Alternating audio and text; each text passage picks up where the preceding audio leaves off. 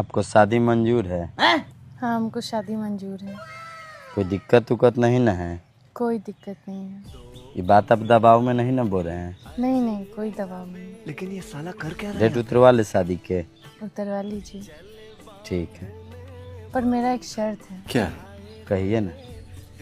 हमको शादी से पहले एक बार लड़का से मिलवा दीजिए ना अंकल।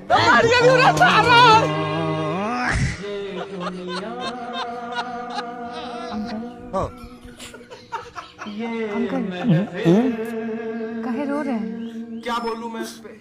वो आज हमारे दादा के बर्फी बा। अच्छा। बर्फी नहीं, बरसी होता है। उहे बउआ उहे बरसी। आज के दिन दादा हमारे मर गए।